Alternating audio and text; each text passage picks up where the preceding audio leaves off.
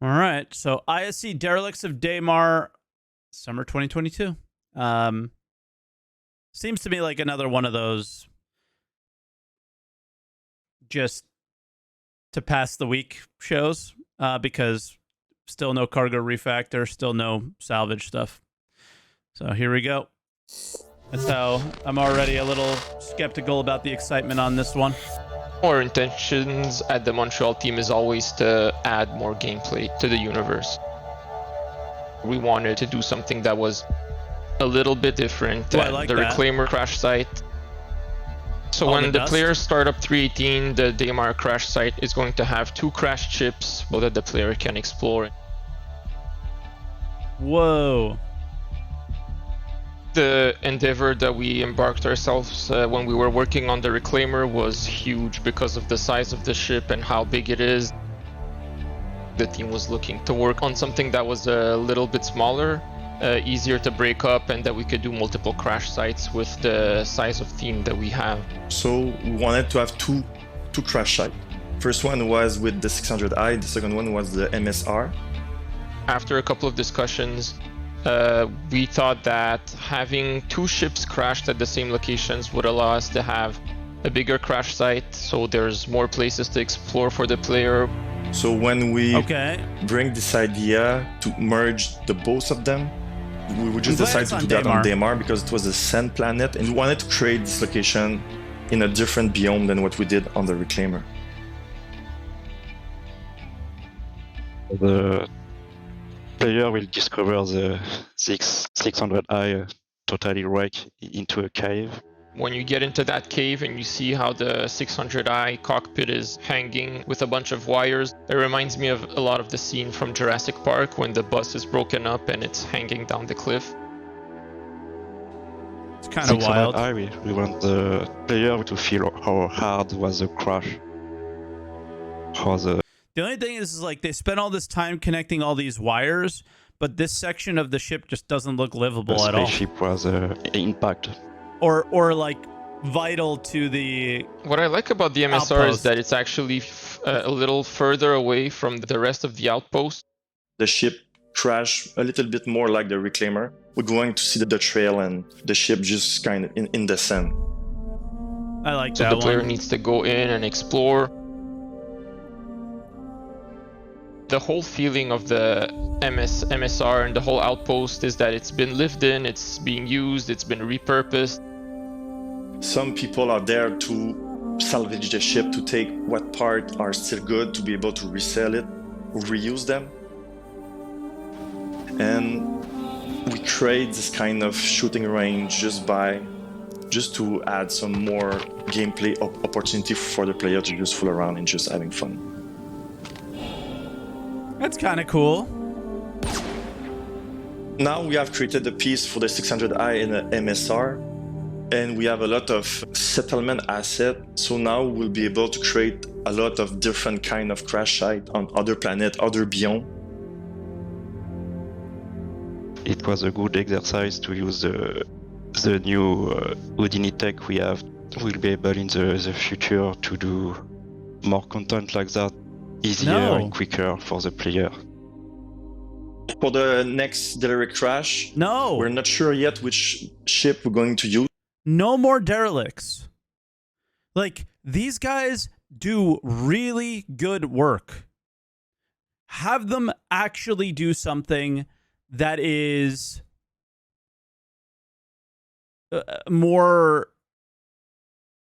has more meat to it. Give them more control. Let them do more things, right? Like, these places are cool. They're showing what they can do. What they do better than anybody else is whatever they work with, they add gameplay to it. I don't know what that thing should be, but man, I just want to see them get more stuff. Like, maybe design their own missions or something, right? Their own event. When you're going to see the Daymar crash site, maybe in the comment you can help us to find which kind of ship we would like to see for the next Derelict crash. I don't want to see another Derelict crash. I don't want to see another Derelict crash from them because I don't I don't think, like, from what I could see is like it almost feels like they're being held back in a way. Side of our spacecraft we generally spend our entire time trying to avoid. They tell a story of Star Citizen's in-fiction past, while providing tantalizing clues about the future of salvage, player homesteading, and more. And the first of these 600i and MSR derelicts will be found in the upcoming Alpha 318, alongside sand caves, derelict outposts, additional rivers, the PTV race. This new host is sounds like Jared. Revitalized Korea, prison editions, the arrival of persistent entity streaming, and more stuff that we'll be talking about real soon. But as we approach news of this year's CitizenCon 2952, check out the robertspaceindustries.com website for details in the coming days. And that's why I got a haircut. We thought we'd take this week and turn a quick sprint report on its side with a look back at some of the stuff we saw in last year's show and how it's been coming along in the time since. Now, one of last year's big showcases were the colonialism outposts. And at the So let's showcase them again this year. time since then, they've grown and expanded several times in scope. And while we're not gonna spoil all of that here just yet, what we can show you is what we call... Like, listen, dude, imagine showing these at CitizenCon last year and then tell me that you're spoiling stuff this year. Like, tell me that we don't want to spoil stuff this year. It's literally the same location with dirt and stuff. All overlay work. Like, I don't want to take away from all the hard work that goes into this, but you're not spoiling anything. Overlays are essentially a collection of props and dressings that can be added to an object container of an existing location. In this case, several of the colonialism homestead modules, to give them a look and feel of something very different than their original intention. With overlays, this facility that clearly started life as a domicile for the traditional homesteader has now demonstrably been overtaken by a rather messy outlaw element. Which isn't to say that all outlaws are messy. We already had that debate last year. But you can see here the power of proper dressing in action all the same, and its ability to transform a location from cozy homestead to outlaw ruggedness. Why do I care? And you can see here a recent in-game test of the new outlaw. Like, I don't want to, like, it looks cool, but, like, I see those plants there under the red light. What do I do with those except for fucking look at them? You know, like, overlay in action on a potential homestead for perennial testbed Daymar. Now, tests like this are done to accomplish a few things. First and foremost, to validate what works and what still needs adjusting when these modular overlays are assembled in the variety of ways that will ultimately make up dozens and dozens of different layouts throughout the verse. It can also serve as identification of feature and UI needs for Rastar, the internal tool that designers are using to populate the entire Pyro system ahead of Alpha 4.0. You see that one door that the new green? Overlay hasn't broken any of the existing quest work in place.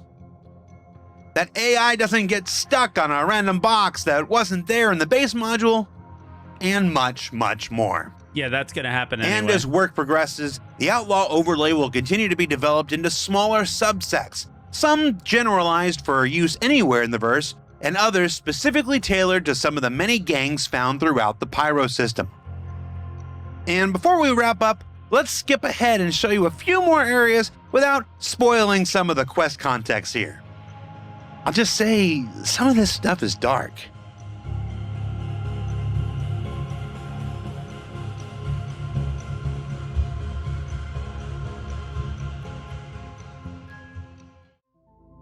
And just so you don't think they've only been working on the same stuff from last year, here's a sneak peek at early white box. They already sneak peeked that stuff on the in the email, I think. Of a repair and service station you may encounter on your travels in Stanton, Pyro, and beyond. Bro, they spent 15 minutes on the same derelict outpost. This is what I'm talking about. Something useful. Work is also underway creating various refineries and other producers that will make use of the upcoming resource management system to provide new opportunities for players to build their credit empire, or should they choose, hinder the advancement of someone else's. All right. I'm not getting excited about this. I'm not getting excited about this. I'm not getting excited about this. This is not going to be good. It's just going to be NPC based. It's not going to be good, Mike. It's not going to be good. It's not going to be good. You know it. Don't get excited about it. You know it's not going to be good.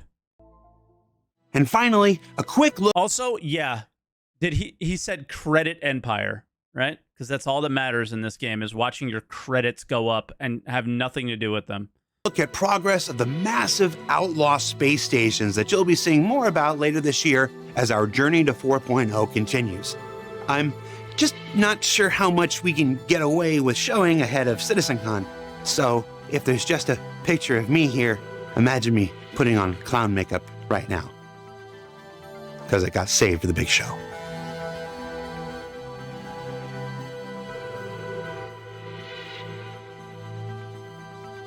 So what did we learn this week? Well, we learned that the team at Turbulent continues to crank out some of the best-looking, worst-looking spacecraft in the persistent universe.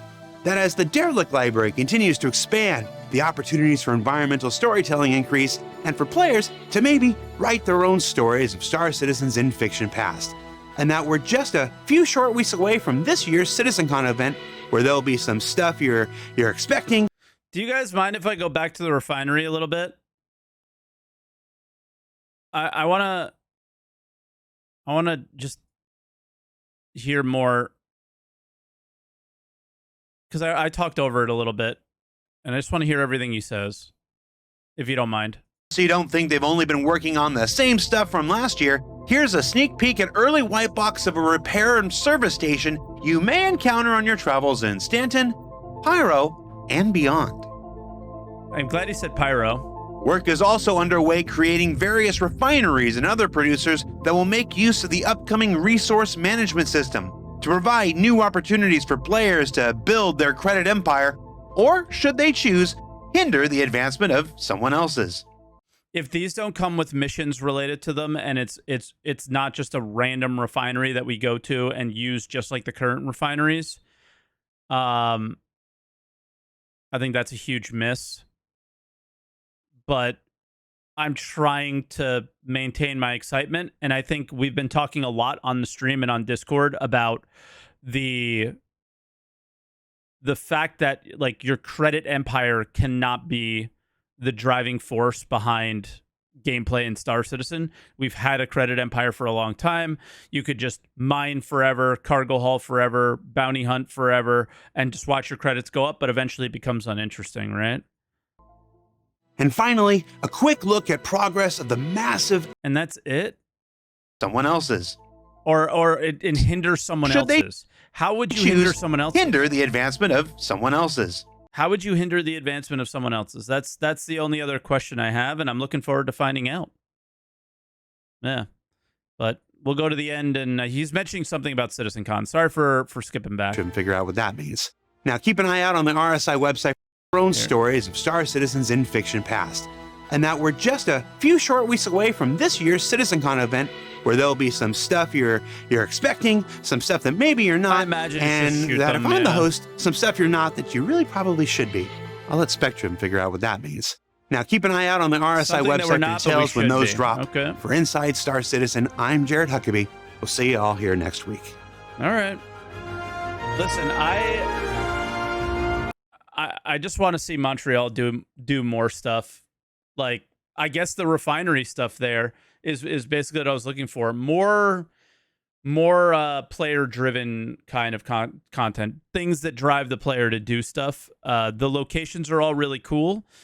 I would have loved to see them do something a bit more with the little trinkets that they put there, right? They're adding a few things that are really interesting, but it's never tying into anything, right?